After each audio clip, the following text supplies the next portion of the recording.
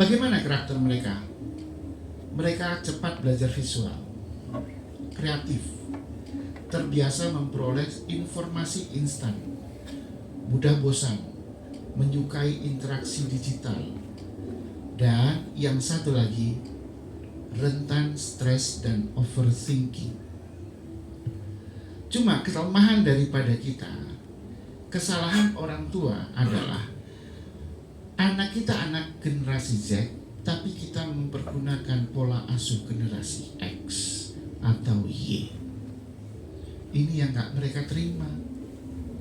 Karena apa? Saya mulai dari tahun 99 sebagai praktisi pendidikan itu ngikutin beberapa kali, termasuk ada generasi Y juga, saya juga sudah mulai mendampingi. Apa yang saya rasakan pada saat itu adanya pergeseran sebenarnya, di mana anak-anak yang tumbuh di generasi Z ini memang jauh lebih kreatif.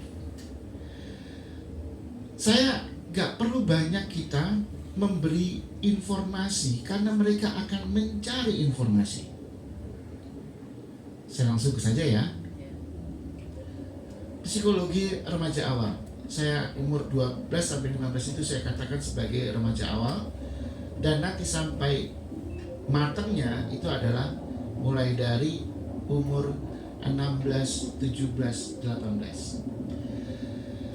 Ada perasaan aku ingin mandiri, tapi aku masih membutuhkan orang tuaku. Apa yang mereka butuhkan? Didengar, bukan mendengar.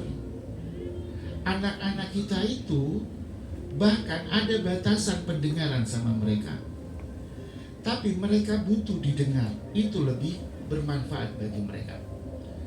Kemudian dipahami, dipercaya, dan diarahkan. Ini yang mereka butuhkan.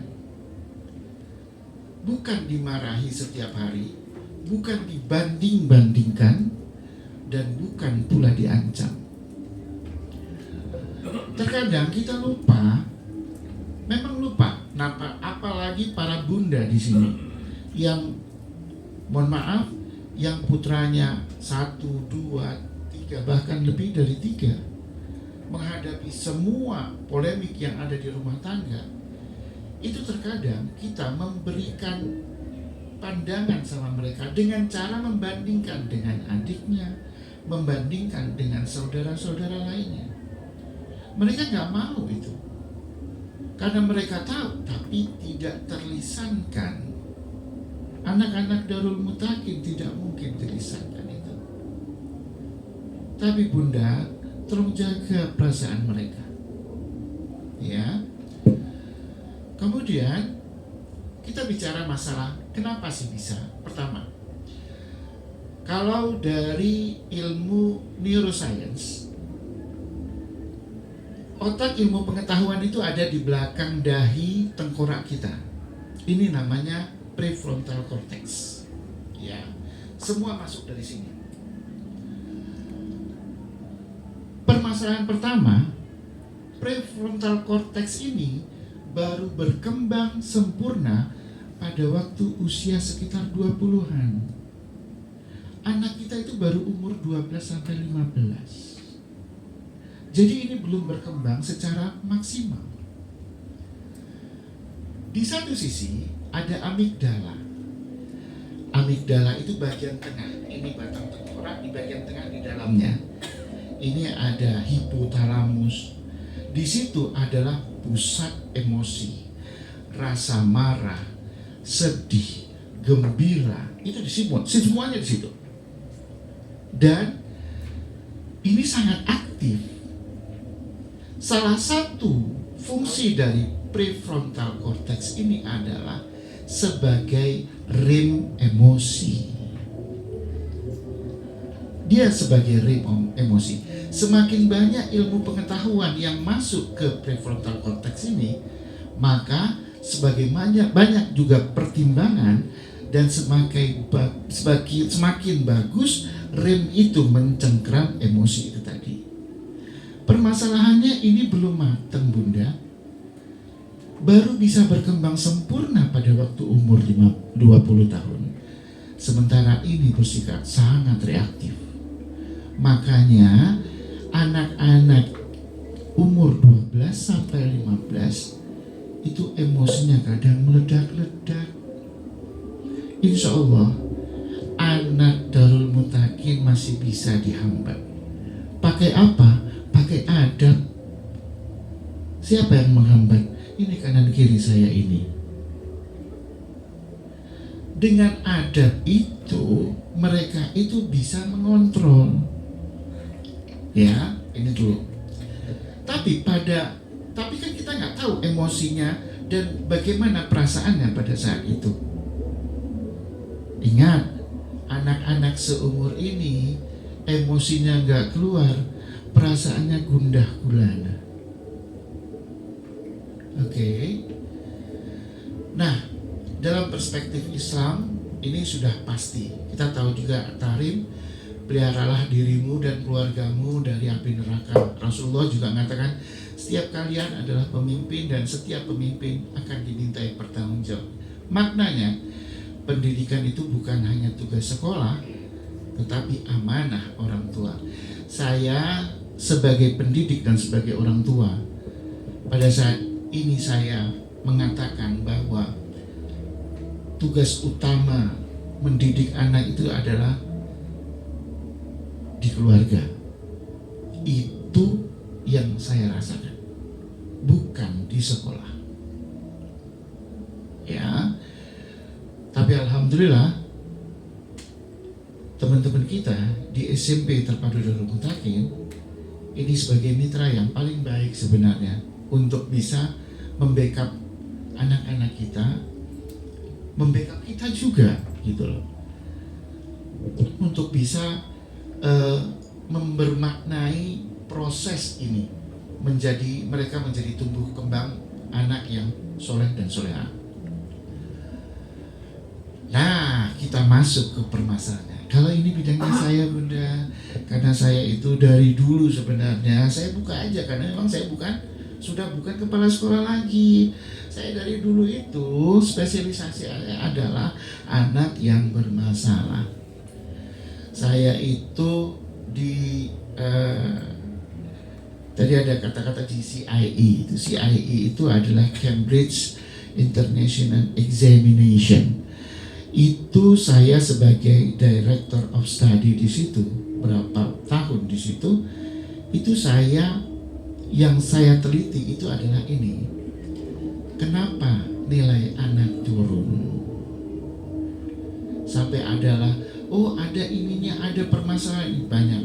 Dan pada umumnya, lihat di sini, tidak memahami cara belajar, tidak sesuai gaya belajar, tidak percaya diri, masalah emosi, lingkungan, dan kurang komunikasi. 6 poin di sini, ya. Tapi intinya yang saya mau paparkan hari ini adalah pertama, gaya belajar. Selama saya memimpin di sekolah sebelumnya di Sumatera, anak-anak kecil itu sudah mulai dari SD sudah kita perkenalkan gaya belajar mereka. Sudah diperkenalkan. Karena apa? Karena kami dipantau di Cambridge, itu disediakan satu psikolog sendiri untuk mendampingi anak-anak ini. Kita diketok tularkan ilmu pengetahuan itu untuk mendampingi. Ini anak visual, ini anak auditori, ini anak kinestetik. Itu dari SD. Jadi dia udah bicara bahwa saya itu pembelajar mata, saya itu pembelajar telinga, saya itu pembelajar motorik. Itu dari SD. Kenapa? Dengan seperti itu, dia tahu mana informasi yang harus dia masukkan lewat organ tubuh dia. Cara-caranya kita kasih tahu. Alhamdulillah saya sudah memulai lewat Pak Tony pada waktu saya menjabat. Saya bilang, Pak Tony, Ustaz Tony, anak-anak tes dulu psikotesnya untuk gaya belajar.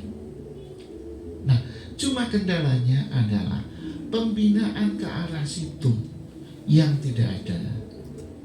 Kenapa?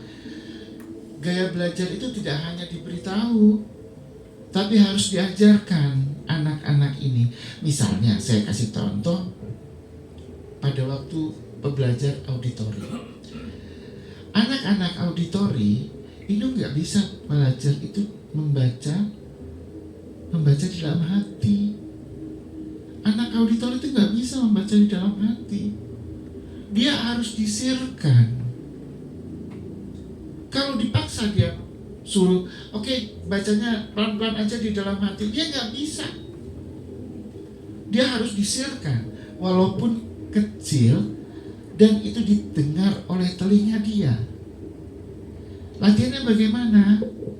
Diajarkanlah, pada waktu kamu sholat, kamu sirkan pelan-pelan ya nak.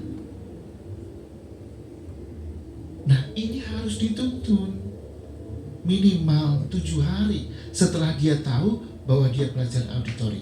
Saya langsungkan aja di sini. Nah, ini dia. Belajar visual itu anak-anak yang mempergunakan mata. Gambar, video, diagram, mind map. Ini dia, mereka banget. Ada anak auditori yang suka diskusi, mendengar, menjelaskan ulang. Ada anak kinestetik yang kalau selalu mendengarkan gurunya, kakinya selalu goyang, selalu main-mainkan ballpoint. Ini anak kinestetik. Jadi ini bukan salah. Secara biologis mereka sudah memberi tanda. Nah, tidak ada gaya belajar yang paling benar. Tidak ada gaya belajar yang paling baik. Tapi gaya belajar yang paling sesuai sama mereka. Karena Allah sudah menitipkan itu sama mereka. Oke, kita masukkan dulu yang pertama dulu, kesalahan orang tua di sini. Semua anak diperlakukan sama. Anak visual suruh membaca. Padahal anak visual itu paling benci baca teks. Jangan biarkan. Jadi bagaimana Ustadz kalau kita ngajarkan anak visual, usahakan cara berpikirnya pakai mind map. Ajarkan mereka pakai mind map. Ajarkan mereka membuat diagram, alur, cara berpikir. Itu cara mereka. Tugas kita itu bukan memberikan materi ilmu pengetahuan matematika, tidak. Kita mendampingi mereka. Sebentar ya. Oke, sebelum masuk kemari, ini dulu. Apa karakter dari visual ini? Saya cerita sedikit. Anak-anak visual pertama, mereka tidak bisa membaca teks terlalu banyak. Sudah. Mereka bisa kalau mereka di dalam kelas, sarankan mereka duduk di depan. Sudah. Ini anak-anak visual. Terus kalau di rumah, perkenalkan dengan warna. Oh iya, Bunda pernah nonton COC dia. Kalau COC dari Ruang Guru di YouTube. Aduh, ini kalau bicara sama generasi yang terdahulu ini seperti ini. Repot. Di YouTube itu ada namanya COC, Clash of Champion. Iya, oke.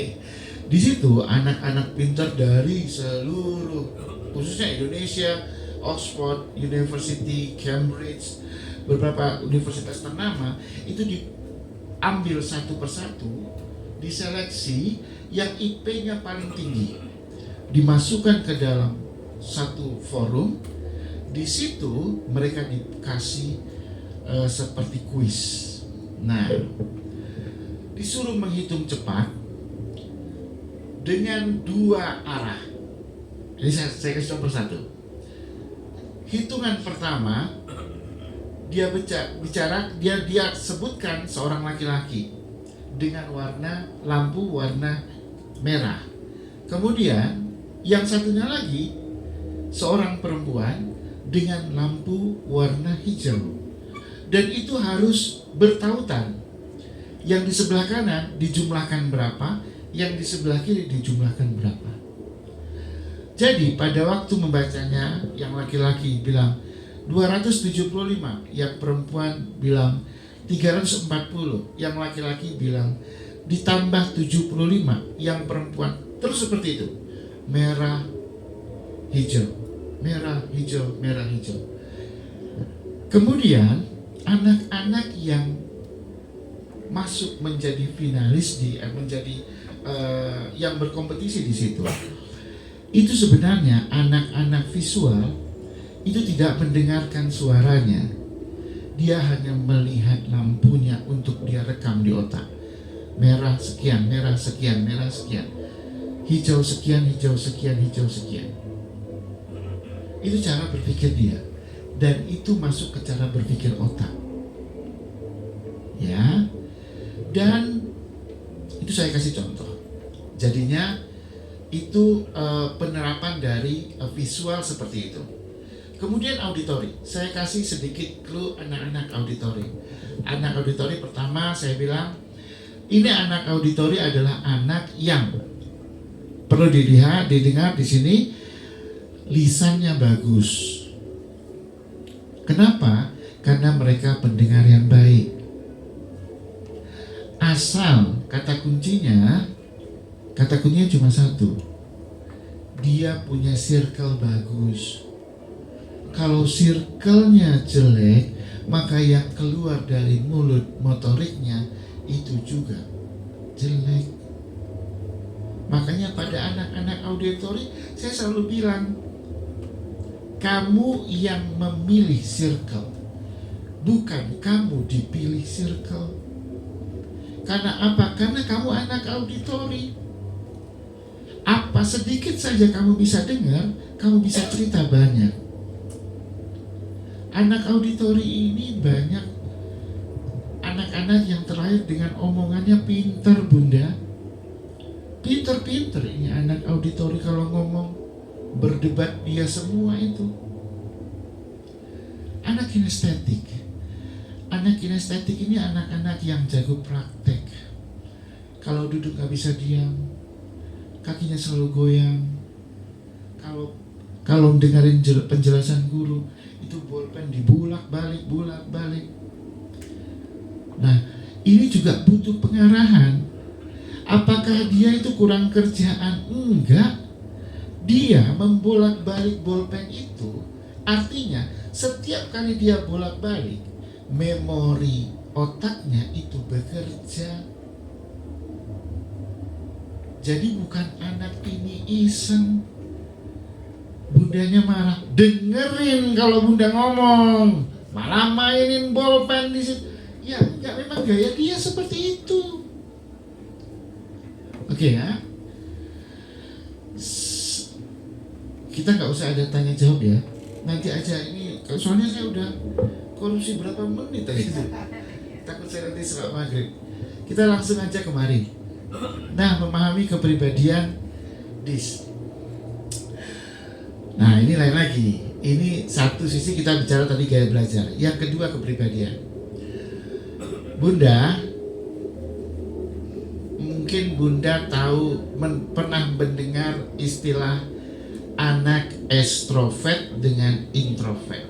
Ya, ini umum.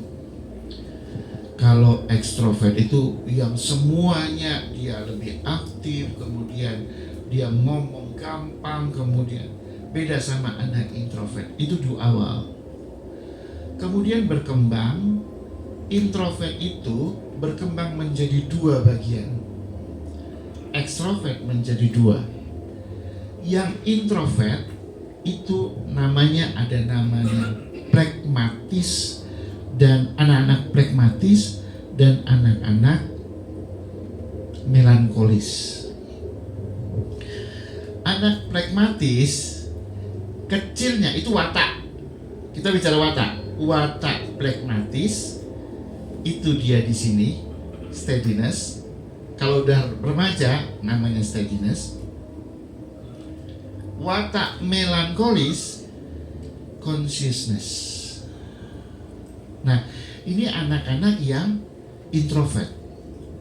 Anak yang ekstrovert, kalau anak yang extrovert yang pertama itu leadershipnya bagus, itu anak koleris namanya, babynya nama koleris, udah remaja namanya dominance. Kalau influence, babynya namanya itu sanguinis, kalau remaja namanya influence. Nah, sekarang gini, Ustadz gimana lah ya cara nanya anak saya itu, nentukan anak saya itu di mana ya sebenarnya Ustadz? Kalau ini siapa ini?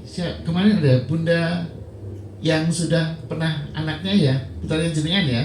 Ya, ini saya bisa baca karena putra putrinya jenengan itu sudah kita berikan pertanyaan, dia jawab yang gue banget dengan yang bukan gue banget. Ya, terus itu kita baca, sistem akan bekerja, kita tahu bahwa anak ini, anak steadiness, anak dominance.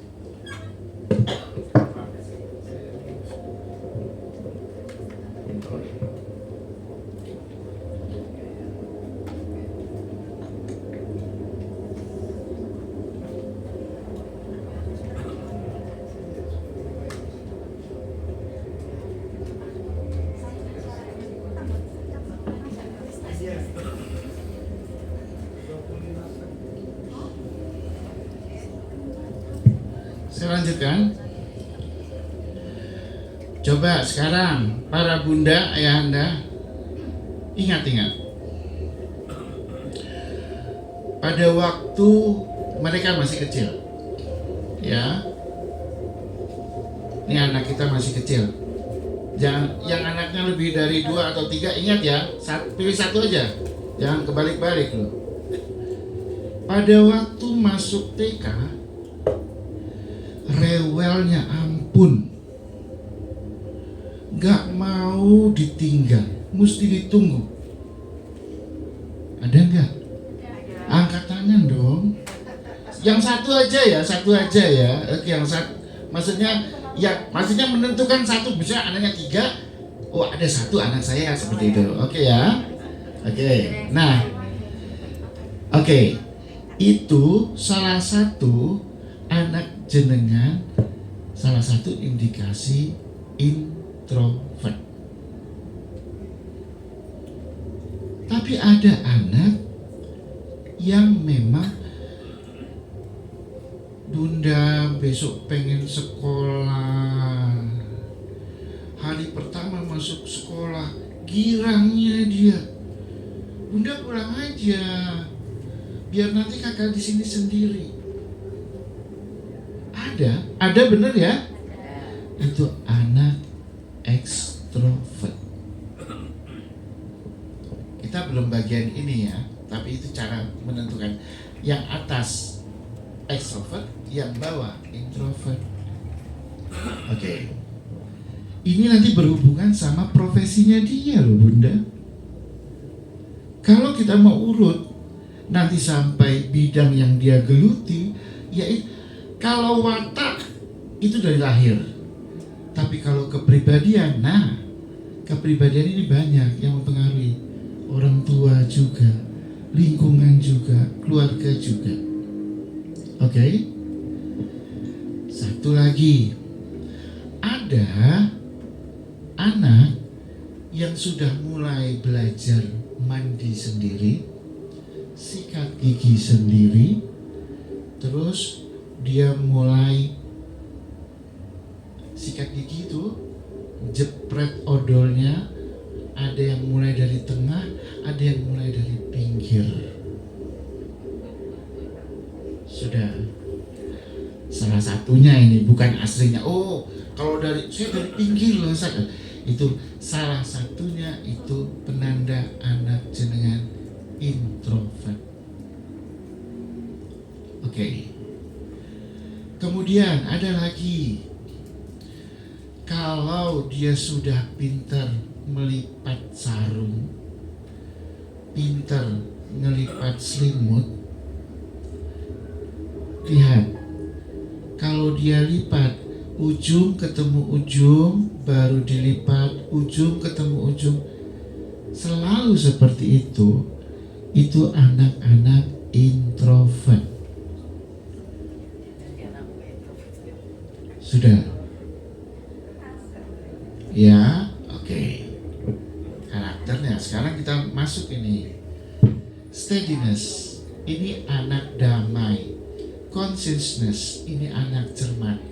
Anak cermat ini, saya bilang anak perfeksionis.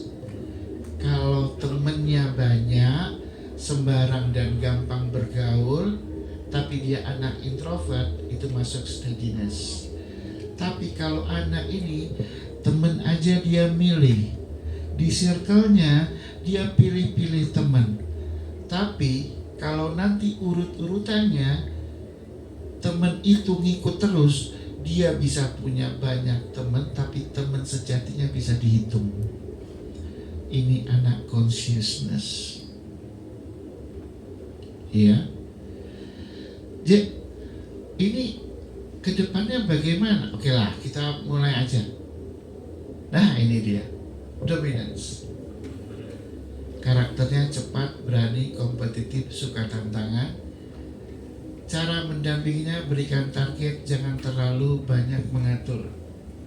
Ya, berapa menit lagi Ustaz? Berikan pilihan, hindari banyak ceramah.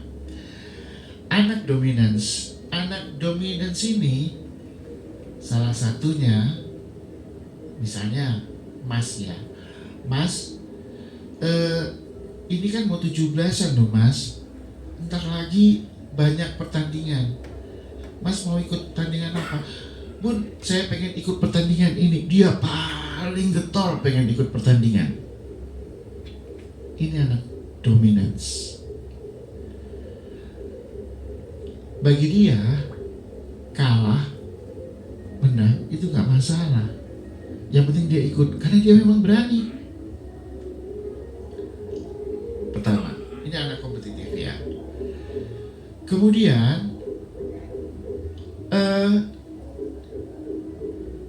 jangan ajari dia ceramah. Dia bisa mempengaruhi orang lain. Kadang dengan cerita-ceritaan hayalan dia sendiri. Ini anak dominance. Anak-anak ini terlahir sebagai leader, Bunda, bukan sebagai pemikir.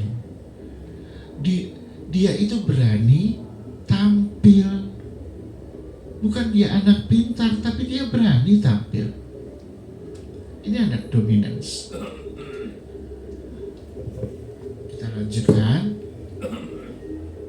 Ini anak influence. Nanti jenengan coba lihat-lihat anak jenengan sendiri. Ini anak heboh, saya bilang. Kalau keberadaan dia di circle itu ditungguin. Anak ini mukanya senyum aja. Mau dimarahin, mau apa. Kadang kita mikir, ini loh anak dimarahin senyum, nanti dinasihatin senyum. Karena memang dia itu adalah karakter ceria. Dia selalu ceria orangnya. Banyak teman karena otaknya kreatif, otaknya kotak heboh, pantang gak top. Kalau udah cerita, pengennya didengerin. Ini anak-anak influence. Ya, saya ulang lagi. Dua karakter ini, dua-duanya anak ekstrovert. Sayangnya, anak ekstrovert ini berbanding sama anak introvert di Indonesia, ini jauh. Saya nggak tahu ada apa ya. Jadi dari kemarin itu di DMLC saya tahu tuh anak yang tipe influence ini sekarang musik DMLC itu ada sekitar 30-an lebih. Ini cuma 2 anak influence. Dan karakternya memang benar. Anak ini selalu senyum. Dan anak dominance ini sekitar 2 atau 3 orang. Nah, selebihnya apa? Kita lihat kemarin. Ini anak steadiness. Anak steadiness ini anak-anak aman. Dia nggak suka, cenderung menjauhi konflik. Nggak mau konflik, dia nggak mau. Kalau dibilang ini anak rumahan, anak-anak steadiness ini yang paling gampang melihatinnya. Mungkin ada nggak punya putri atau putranya jenengan diajak ke tempat saudara, diajak ke tempat teman, atau diajak bolak-balik, nah pulang yuk. Ini anak-anak steadiness.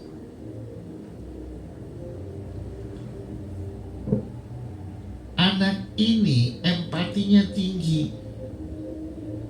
Dia anak-anak yang penuh solusi untuk orang lain. Tapi kalau dia punya masalah, dia tinggal tidur. Loh, iya benar, saya nggak bicara anak saya juga ada yang seperti itu. Ini anak-anak steadiness. Dia bagaimana? Karakternya tenang, setia, sabar, kurang percaya diri. Kalau ada orang tuh ya, ini kali kedua saya punya ini. Kalau masih kecilnya, ini kita bicara wataknya ya, atau watak ya. Waktu masih kecil ada orang baru tuh, ketemu orang baru, ngeliatin dia langsung ke belakang kita itu. Itu anak steadiness. Itu anak steadiness. Ya. Ini anak-anak ini nih, pertama beri dukungan sama mereka. Tumbuhkan rasa percaya diri. Dan jangan sekali-kali membanding-bandingkan. Mereka nggak suka di situ. Ya. Karena ini tugasnya kita sebenarnya untuk bisa mendampingi mereka. Tapi kita bicara nanti, kalau bicara karakter ini harusnya kita bicara watak. Ya, kalau udah tahu watak anak kita seperti ini, kita bisa kembangkan bahwa pendampingan yang terbaik untuk dia melalui watak kepribadian steadiness itu seperti ini. Ya. Nah, ini conscientiousness. Karakternya ini anak perfeksionis, anak-anak teliti, analis, suka aturan, berikan penjelasan logis, sediakan waktu berpikir, jangan memaksa cepat. Oke. Kalau kekurangannya tadi ini ya, di sini di dominance kan mereka mau cepat nih. Orang tua ngajarin anak dominance, pelan-pelan ya nak, pelan-pelan ya nak, amati, analisa lagi. Karena dia tahu anak dominance ini yang penting hasil. Dia nggak mau tahu prosesnya. Tapi beda sama anak conscientiousness. Ini anak lambat. Karena apa? Karena pertimbangannya banyak. Analisnya cukup detail. Beri pertimbangan logis. Dan yang paling gampang, anak-anak ini lihat. Anak-anak ini selalu bekerja sesuai standar operating sistemnya, prosedurnya. Tahap 1 selesai, baru tahap kedua. Tahap 2 selesai, masuk tahap ketiga. Beda sama dominance tadi. Mana ada tahap-tahapan, yang penting ada hasil. Oke ya, ini perbedaan dari masing-masing kepribadian. Kombinasi DIS dan gaya belajar. Nah, dominance itu, tapi ini bukan mutlak, ini kebanyakan saja, bukan mutlak. Kinestetik visual itu dominan. Kemudian untuk yang influence itu auditory kinestetik. Kemudian steadiness itu auditory. Nah, yang consciousness itu biasanya anak-anak visual. Ini kecenderungan umum, tidak sebagai aturan, kebanyakan seperti ini.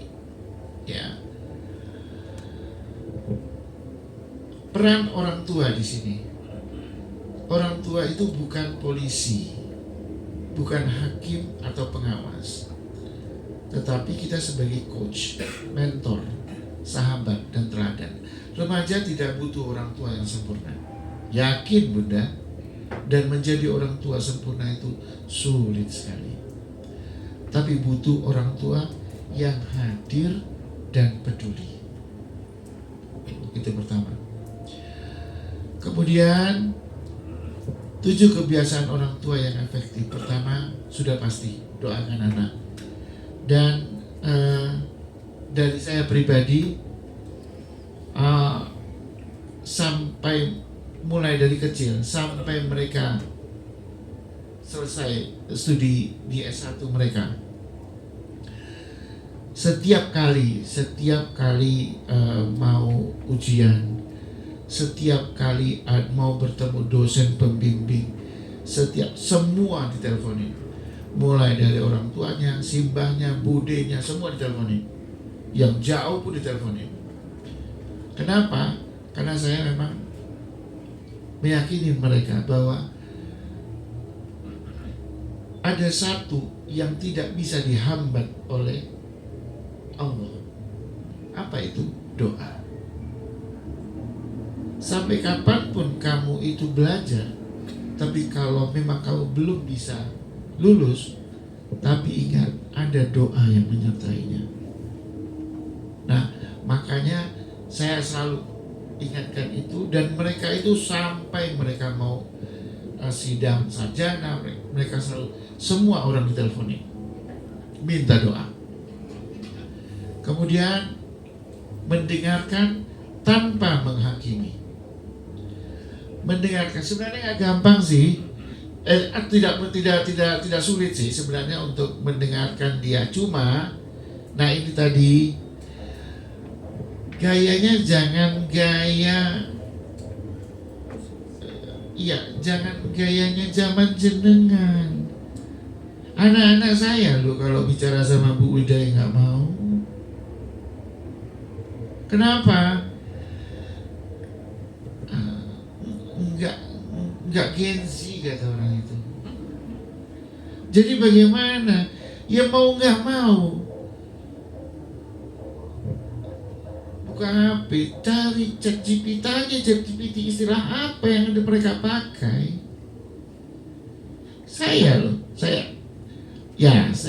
Kita cerita nih, cerita anak sekarang ini. Anak saya itu, yang paling rutin itu anak ragil saya itu. Saya itu kasih uang jajan, uang transport itu per bulan. Mbaknya juga sama. Mbaknya di UNER, dia di ITS. Tapi yang duluan habis dia. Terus kalau istri belum apa-apa udah. Adik itu loh boros banget. Itu namanya mama kayak gitu selalu. Kalau saya kebetulan emailnya dia, anak saya itu nempel di tabnya saya. Setiap dia pakai kris, Saya bisa pantau. Jadi uang itu habis. Pertama, dia berlangganan ChatGPT Pro. Sudah. Karena apa? Kenapa nggak pakai yang gratisan, Dik? Ya, kalau gratisan itu kuotanya ada. Habis itu nunggu berapa jam lagi, sementara moodnya udah hilang. Sudah, oke, saya salah. Diamin. Yang kedua, dia itu berlangganan apa, aplikasi musik Spotify.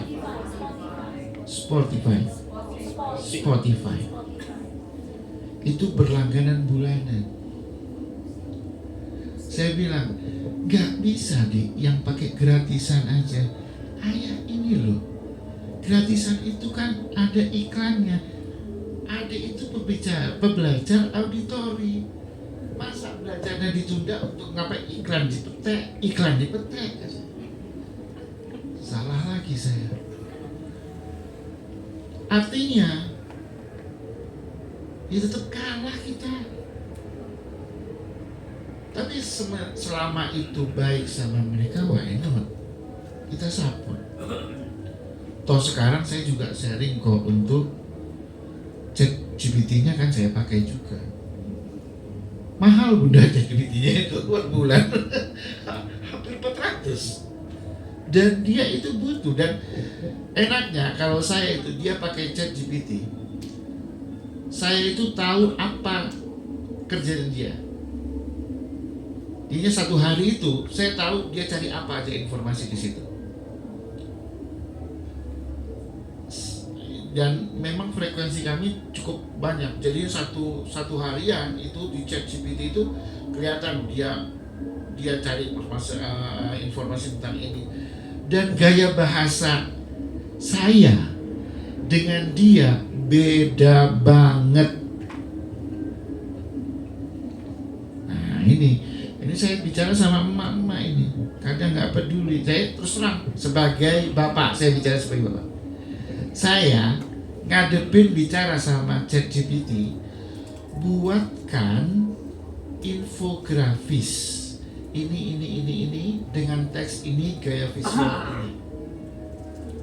Itu gayanya saya coba buka dia. Terus pertama dia kasih perintah ini, buatkan foto atau buatkan alur tentang ini misalnya kan. Terus namanya ChatGPT sesuai perintah dia kasih. Tapi apa komentarnya? Bukan itu, panjang. Kalau ini teksnya diganti ini aja, perbaiki sampai itu yang ChatGPT-nya itu. Mohon maaf, saya akan gantikan. Komunikasinya kita beda. ChatGPT itu dia pikir teman atau apa sih?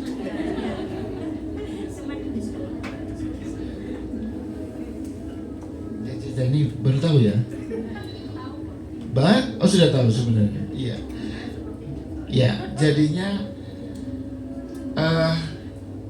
ternyata kita itu sebenarnya udah orang kedua. Yang orang pertama itu yaitu mereka.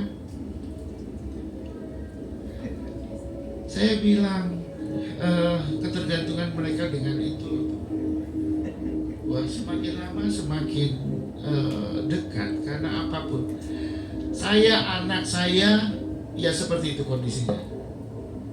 Alhamdulillah, saya tuh ditempatkan di Balai Latihan Kerja dan mengepalai DMLC. Asisten saya juga orang Gen Z. Sudah, apa yang terjadi juga seperti itu. Saya bilang, Jana, Bapak lapar ini. Mau makan apa ya Jana? Sebentar Ustaz, buka ChatGPT. Enaknya makan apa? Seperti itu kondisinya. Tapi Ya ini kondisi yang kita hadapi sekarang Bunda, anak-anak kita. Tapi apapun kondisinya, selama mereka kita rasa itu baik untuk mereka, why not? Kenapa nggak kita support? Mendengarkan tanpa menghakimi, menemani belajar, mengurangi gadget saat bersama. Ini aturan di keluarga harusnya.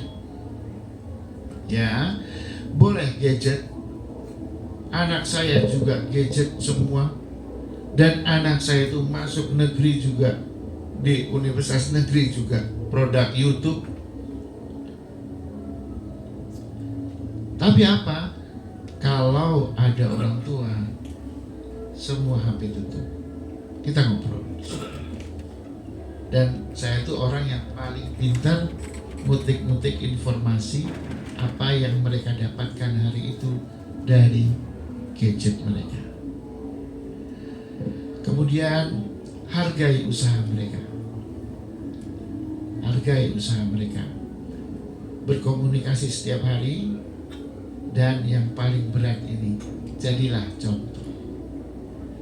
Ya, ini mungkin kebiasaan harusnya seorang orang tua itu bisa jadi acuan bahwa ada saatnya nanti level ini juga saya akan lewati dan kita akan lihat hasilnya seperti apa. Anak tidak membutuhkan orang tua yang sempurna, karena anak yang dipahami akan lebih mudah diarahkan daripada anak yang hanya diperintah. Jadi keberadaan kita itu sebagai orang tua yang selalu hadir untuk mereka, mendengarkan mereka, memahami dan mendoakan. Closing sedikit dari saya.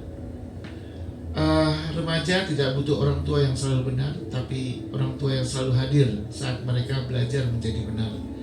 Membersamai hari ini adalah investasi terbaik untuk masa depan anak-anak kita. Saya pikir ini yang bisa saya sampaikan pada pertemuan kali ini. Insya Allah nggak sampai maghrib. Ada perlu tanya jawab kan? Iya, perlu Ustaz. Tepuk tangan yang mulia untuk Ustaz Alfan. Terima kasih Ustaz. Baik Bapak Ibu, ini sambil menunggu maghrib dan juga ada coffee break di depan. Ada yang mau ditanyakan, monggo silakan Ibu. Ibu siapa, dari wali murid siapa, monggo. Assalamualaikum warahmatullahi wabarakatuh. Nama saya Arni, saya mama dari Devananda 7B. Ustadz, ini berkenaan dengan tadi kematangan pemahaman dan emosi anak. Jadi Devananda ini bukan hanya masih satu-satunya anak, tapi juga satu-satunya cucu, satu-satunya ponakan. Jadi ya, jadi secara kasih sayang dan cinta itu sangat berlebih gitu. Nah, saya itu di rumah saya memposisikan sebagai rem, karena saya takut dia kebablasan seperti itu. Nah, setiap ada kesempatan, kebetulan saya kerja, tapi saya selalu berusaha hadir untuk dia. Kemudian ada semacam dating sama dia setiap ada kesempatan itu. Jadi setiap berdua dengan saya itu saya pasti seperti ini. Hidup itu harus diperjuangkan, nggak semuanya itu tentang enak. Kadang saya gini, anak saya paham nggak ya? Karena saya saking takutnya dia kebablasan gitu. Terus gini,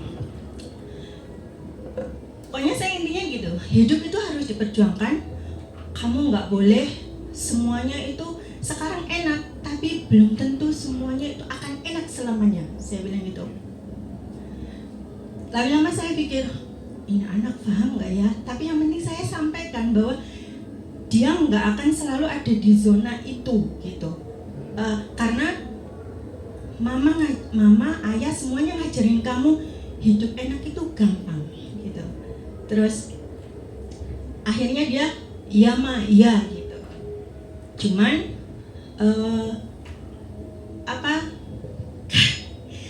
dia hafal kalau sama saya itu harus seperti ini, nggak bisa ditawar.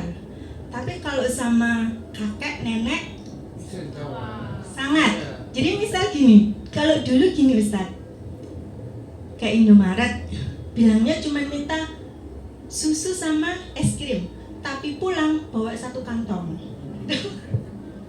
Iya. Terus kalau nggak saya kasih, untuk minta ke ayah, tante, kakek, nenek, gitu kan? Iya. Akhirnya saya itu dari suami saya dulu yang saya dekati, nggak bisa gini, gitu. Sekarang mungkin paling mahal 50.000. Kalau sudah besar, nggak mungkin dia paling mahal 50.000. Akhirnya suami saya ngikut, gitu kan. Terus akhirnya karena keluarga seperti itu, saya jadi kayak apa ya?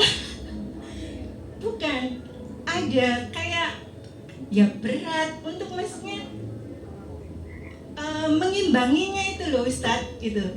Tapi tetap saya sampaikan bahwa hidup itu harus diusahakan. Kamu nggak boleh hanya mengharapkan yang enak-enak saja seperti itu. Nah, itu cara saya salah nggak sih Ustadz seperti itu gitu. Kemudian Ada yang berapa? kenapa? Ada berapa? Kasusnya ada berapa ini? 2. Oh, enggak. Anak saya ini dulu karena saking DM-nya mungkin ya, jadi penakut. Misal di jalan ketemu kucing atau ayam, itu mama tolong gitu. Saya mikir ini anak laki-laki kok begini gitu. Akhirnya saya seminggu sekali bawa ke playground, seminggu sekali. Terus saya tinggal, awalnya saya dampingin semua, lama-lama saya lepas gitu. Terus ayahnya saya ajak komunikasi, sama ayahnya dibawa ke lapangan. Akhirnya sekarang hobi banget sama yang namanya bola. Terus setelah itu makin kesini dia banyak sekali teman dan nggak penakut lagi. Terus setiap saya rapotan itu pasti saya tanya, yang masalah pelajaran pasti nanyanya saya belakangan, bagaimana dia di kelas gitu saya tanya. Terus kata ustadz sama ustadzanya, bagus mah, dia percaya diri, bisa mengkoordinir teman-temannya gitu. Nah, dari anak yang introvert, tidak percaya diri, bisa nggak? Maksudnya itu tadi kan sudah mulai mengurangi rasa tidak rasa percaya dirinya. Bisa nggak itu hilang gitu Ustaz? Terima kasih. Assalamualaikum warahmatullahi wabarakatuh. Sebelum saya lupa, saya langsung jawab aja ya. Yang pertama, sebenarnya nggak salah Bunda. Untuk kasus yang pertama, itu nggak salah Bunda. Cuma gayanya rubah, gaya Z. Kalau anak sekarang nggak ada yang mau hidup susah. Kalau disuruh pilih, hidup sama Simba enak, semua diturutin, sama Bunda harus ini, mereka tetap milih ikut sama Simba aja. Ya. Yang dirubah adalah cara komunikasinya. Ya. Anak tersebut, anak-anak Gen Z itu jangan disuruh mendengarkan kata kita, tapi disuruh berpikir. Oke, kamu loh disuruh dikasih apa-apa sama Simba. Kamu minta kemauan apa-apa sama Simba. Lu Simba itu lu udah tua. Simba itu mau kamu itu nanti yang bisa ngopeni Simba pada waktu Simbanya udah gak bisa apa-apa. Kasih tanggung jawab sama dia. Gak salah Simba. Mana ada namanya Simba gak nyenengin Putu tuh gak ada di dunia ini. Gak ada. Tapi komunikasinya kita sama mereka. Terus, loh kamu loh minta macam-macam sama Simba. Loh nanti kalau Simbanya gak punya uang loh, kasihan. Singgung empatinya. Pakai komunikasi, Gen Z. Jadinya jangan, kamu gak boleh seperti ini. Kamu harus hidup ini gak bisa tidak enak saja, harus ada susah. Mereka gak bakalan mau, gak bakalan terima itu. Paling dalam hati dia, itu kan zamannya mama. Iya seperti itu. Jadinya komunikasinya yang harus dirubah. Kemudian yang kedua, tadi kasus yang kedua, apakah anak, kasusnya sama sih, anak saya anak introvert. Yang nomor 3 itu dia introvert, dia perfeksionis, dan dia punya kelemahan. Dia anak,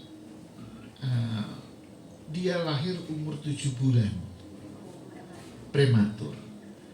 Saya harus menunggu 6 tahun untuk melihat perkembangan otaknya. Itu menurut dokter. Karena kata orang, kalau anak prematur itu, kalau nggak pinter bodoh. Jadi saya nunggu 6 tahun. Begitu dia bisa ngomong, dia pakai bahasa planet. Jadi kalau ada kalimat satu alinea, dia rubah dalam satu baris. Itu nggak usah kan katanya, hurufnya aja numpuk. Jadi kita nggak tahu. Saya ke dokter, ke psikiater pada waktu itu, saya bilang, permasalahannya itu apa? Otaknya cepat bekerja, motoriknya nggak ngikutin. Akhirnya keluar kalimat itu dipadatkan. Terus saya latih. Kalau dia udah cerita, dia senang cerita sama saya. Karena pada waktu itu saya bilang gini, adik itu loh, yang lain kakak sama mas kamu sama abang kamu sama kakak kamu itu lahirnya dari perutnya ibu.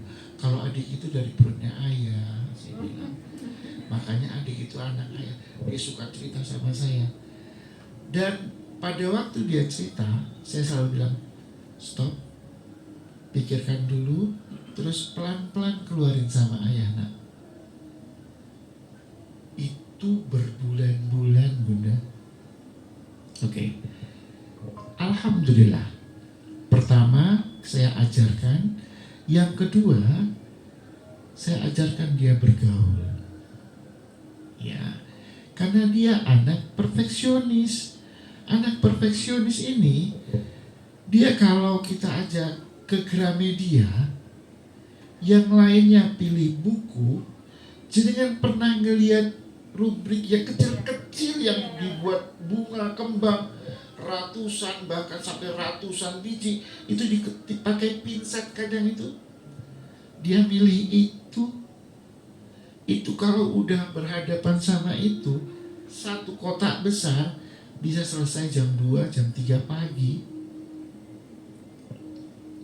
Jadi dia interaksinya kurang. Apa yang terjadi? Di ITS dia masuk BEM. Kalau ada mahasiswa baru, dia yang ngomong di depan.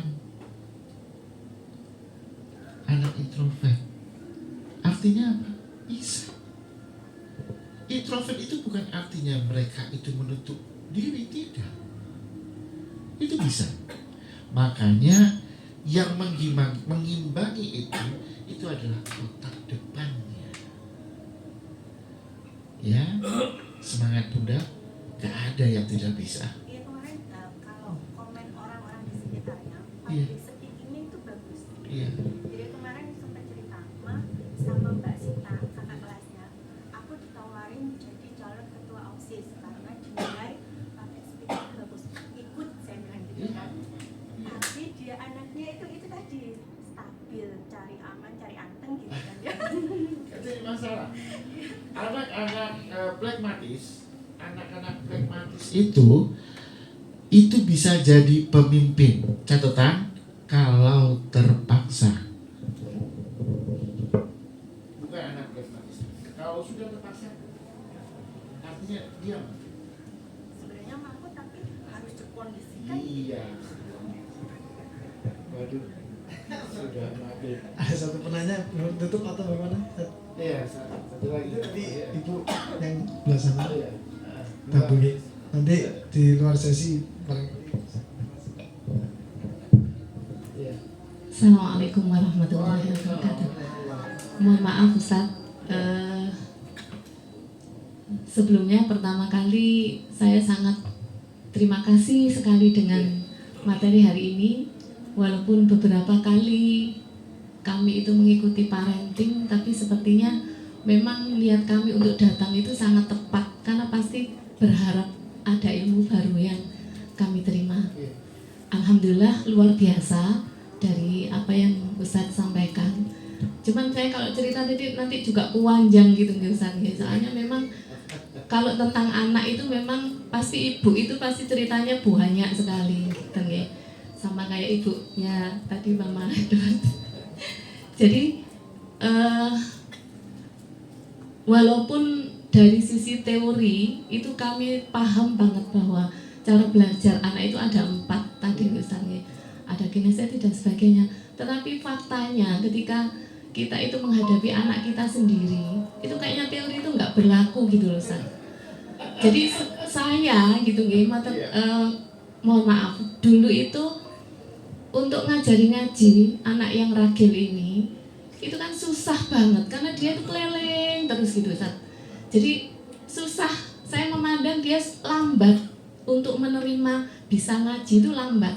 Bahkan dia kalau saya jadi itu sudah dia nggak bisa gitu. Akhirnya apa? Yang saya lakukan adalah duduk di depan ibu. Saya bawa penggaris. Kalau kemudian nggak mau, saya tutup itu lututnya. Iya Bu, iya. Baru kemudian bisa serius gitu. Nah ini mungkin saya salah gitu, tapi faktanya begitu. Dan gimana ya? Jadinya saya juga merasa bersalah. Tapi sampai sekarang itu seperti itu. Akhirnya membuat anak itu mungkin bisa jadi itu tidak pede berkembangnya. Nggak pede karena mungkin sering dimarahi ibunya ketika dia belajar. Terus saya melihat karena kakaknya perempuan semua karena memang laki sama perempuan beda jauh sekali dari sisi pendewasaan dan sebagainya. Saya itu sedang berpikir gimana caranya kita itu membuat dia itu dewasa, kemudian kepedeannya muncul, walaupun itu juga andil saya karena salah gitu membuat dia tidak pede. Kakaknya juga ikut begitu. Kalau adiknya papa gitu mesti dibully. Adik gini, kamu itu ngapain gitu-gitu? Jelek, ini. Sampai kemarin ditugasi sama ustadzahnya itu untuk bikin peta dari rumah ke MPLS gitu ustadzahnya. MPLS dari rumah ke Darul Mutakin. Itu kan menurut saya itu jelek sekali. Buku itu ada lebar, dia itu kenapa gambarnya kok di sisi kanan gitu loh, nyempil gitu loh Ustaz. Terus dia itu ngelihat Google Map, gambarnya itu persis Google Map tapi jelek sekali gitu Ustaz. Ngapain kok susah-susah saya gini, tak bantu, gak mau dia, enggak, aku bisa gitu. Tak bantu Zam, gitu itu jelek. Ini loh, lurus saja kan jalanmu itu gampang. Enggak Bu, saya itu lihat peta, pokoknya lihat peta. Ibu enggak usah ikut-ikut gitu. Ini anak kan Yang kecil kelas 7 saat yang barusan, bukan yang kakaknya kemarin. Oh, iya. Nggih. Jadi ini saya masih meraba-raba juga Ustadz. Sepertinya kinestetis. Karena dia kalau belajar, tapi saya di sekolah juga tidak ngerti sekarang gimana perkembangannya. Ngoten Ustadz, saya pengen tahu bagaimana caranya, solusinya kalau ingin membuat dia itu menjadi lebih dewasa, pede, walaupun dia bukan seperti Mas siapa tadi itu dalam zona nyaman enggak. Dia ngerti tanggung jawab sih. Sekarang itu kalau kakaknya itu berangkat sekolah kan diantar naik motor, dia paling enggak mau kalau misalkan berangkat sendiri ya kakaknya. Kalau adiknya mau berangkat sendiri naik sepeda ontel Ustaz, maksa itu. Terus dia kalau punya target itu beneran dicatat di bukunya itu, Bu aku pengen ini, laksanakan, kamu raih targetmu, ojo nggelembosi loh ya, saya bilang begitu. Karena kadang itu ya itu tadi. Itu yang namanya ngancam. Jadi dia itu targetnya begini, karena dia beli sepeda baru, kemudian ayahnya ndak punya sepeda baru, sepeda ontel, pengennya dia kalau pagi itu bedaan sama ayahnya. Jadi dia, Bu gimana kalau seandainya beli sepeda lagi, kamu itu, saya bilang gitu, kamu itu ngapain beli sepeda lagi, kan itu masih, nah buat ayah Bu. Terus pakai uangnya siapa? Pakai uangku nanti, aku nabung. Kamu lakukan, nggak apa-apa, saya gitu. Tapi jangan gelembosi lagi. Kalau tadi untuk ngaji, Temuan Ustaz ngapun. jangan disamblet dia.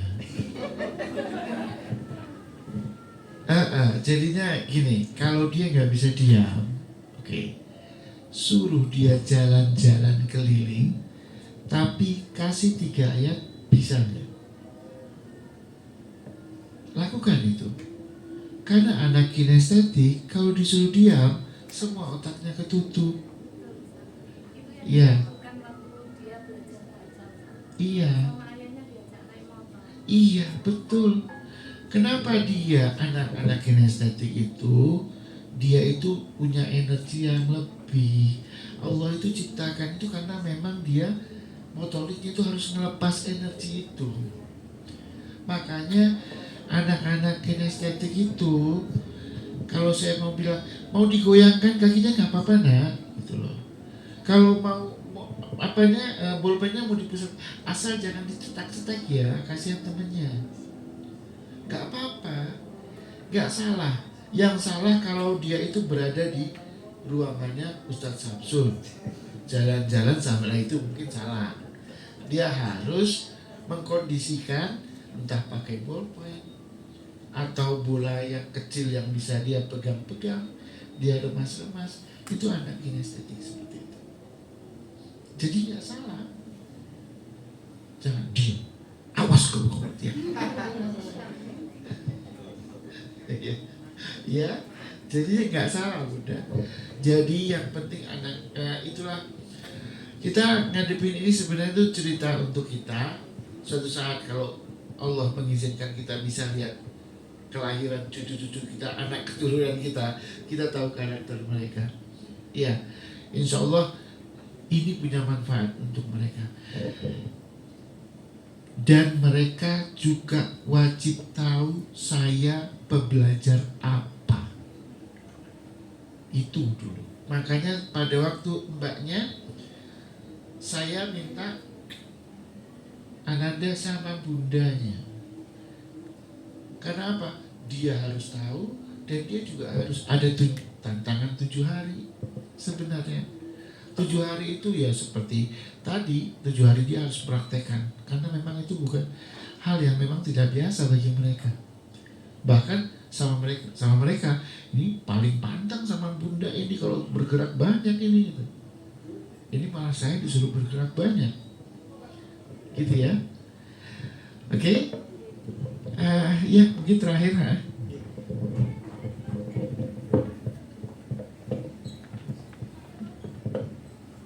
Assalamualaikum warahmatullahi wabarakatuh.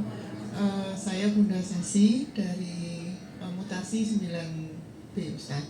Mau tanya, Jadi kebetulan Sasi ini anak yang tadi introvert, kemudian mungkin sering dibully, dulunya sering dibully. Jadi awal dulu itu kan karena bola matanya itu lonjong, ya bukan bulat. Jadi bentuk secara alaminya itu memang lonjong ke depan gitu, sehingga mulai kecil tuh sudah pakai kacamata. Nah awalnya itu kayaknya, terus temennya itu bilang sus minus gitu, dipanggil gitu, sehingga sampai dia kelas 6 itu nggak mau pakai kacamata. Saya tanya, kakak kan nggak kelihatan membaca di depan, saya kan gitu. Nggak apa-apa mah. Loh, terus kalau mau merhatikan gurunya jelaskan gimana? Ya kadang aku pindah ke depan gitu. Jadi dia berpindah duduk gitu, kadang yang ada tempat kosong dia pindah gitu, hanya untuk mencatat apa yang diajarkan sama gurunya. Terus habis itu saya taunya awal-awal dari gurunya kan, kok nulisnya lama gitu kan. Ternyata oh ya itu akhirnya ternyata -1. Mungkin dibully itu, kemudian ada beberapa juga mungkin, sehingga sekarang itu dia kurang pede. Nah kadang-kadang dia suka cerita, mah aku turun mah diginikan sama temanku gitu. Nah kita sebagai orang tua itu harus menyikapi seperti apa kalau saat anak ini tuh merasa dia dibully. Nah itu Ustaz. Iya. Baik, terima kasih.